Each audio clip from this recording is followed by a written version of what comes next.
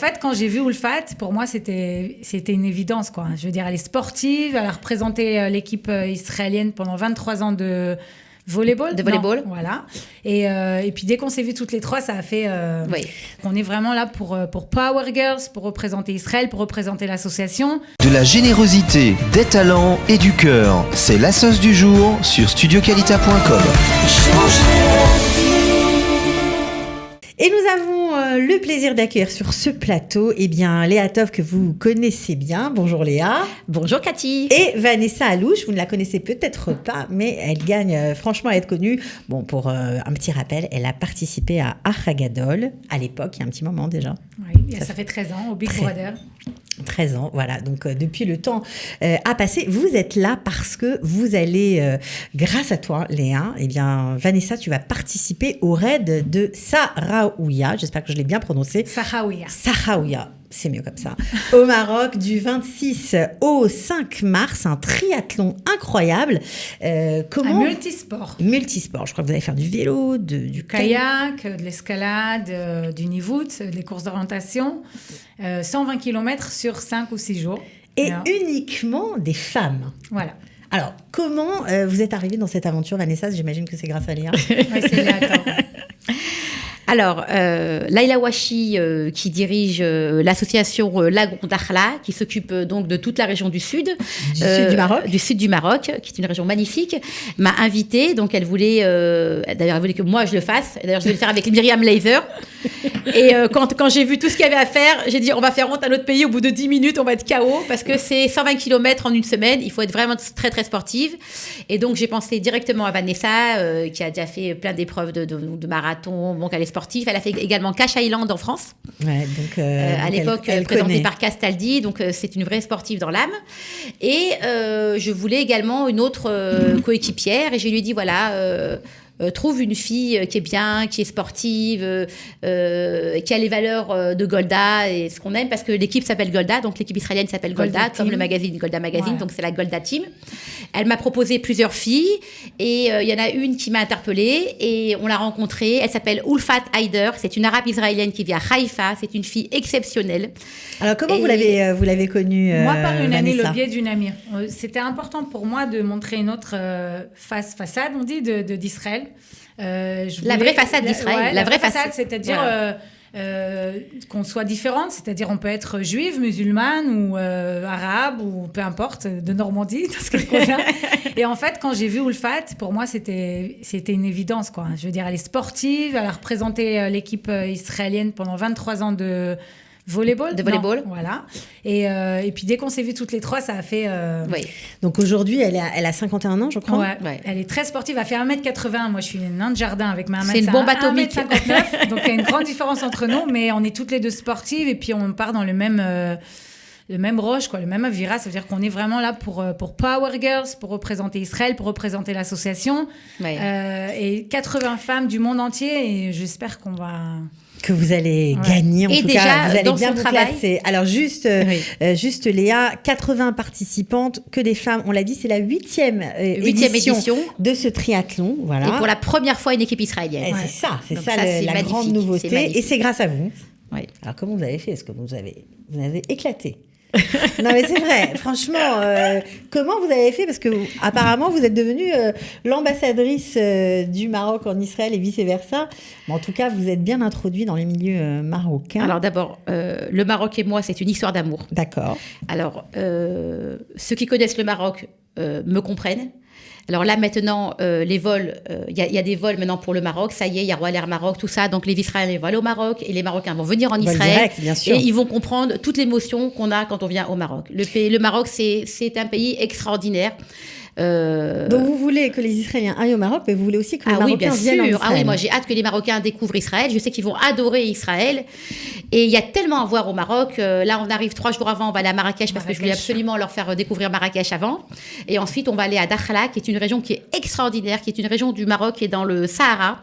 Donc, c'est à l'extrême sud du Maroc. On est à la frontière avec la Mauritanie. Et c'est une région qui est magique. C'est-à-dire qu'on a le Sahara d'un côté, on a la mer, des lagons. C'est le pays des kitesurfers. Et c'est une région, voilà, je vous le signe, ça va être le prochain Ibiza. Donc c'est une région qui est en plein développement.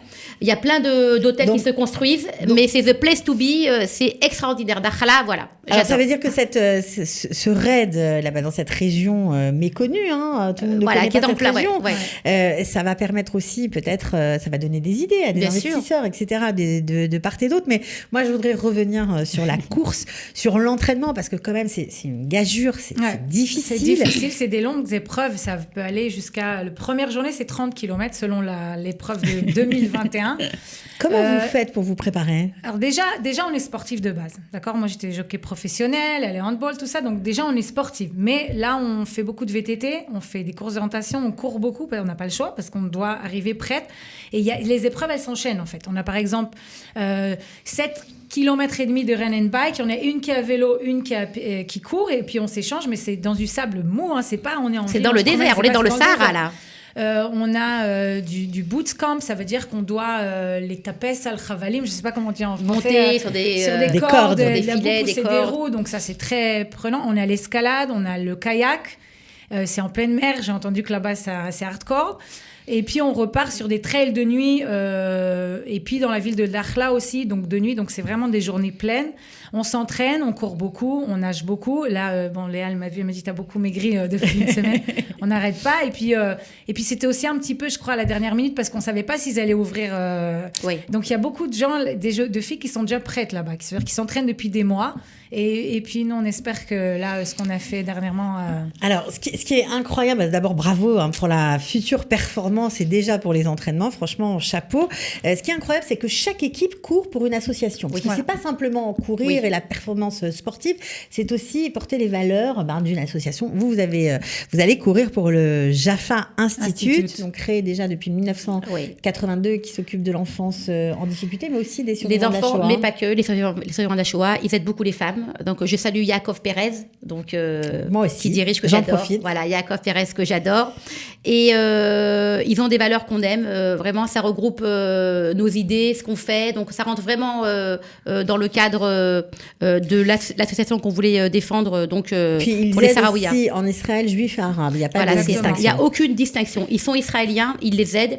Et c'est tout ce qu'on aime, toutes les valeurs qu'on veut défendre. Même Ulfat, elle organise des camps dans l'Himalaya. Justement, elle va partout. Je crois que j'avais aussi envie un petit peu de montrer une différente image de ce que je pense parfois les médias français qui montrent ce qu'en fait on est apartheid, non pas du tout. C'était ça un peu aussi l'idée Golda, c'était de montrer ce qui se passe en Israël. La vraie réalité. Voilà. Où entre musulmans et juifs on vit très bien ensemble. Et, bien sûr. Il y a 20% d'Arabes israéliens, on vit ensemble. C'était important de montrer ça au monde aussi. C'était pas une évidence qu'on arrive...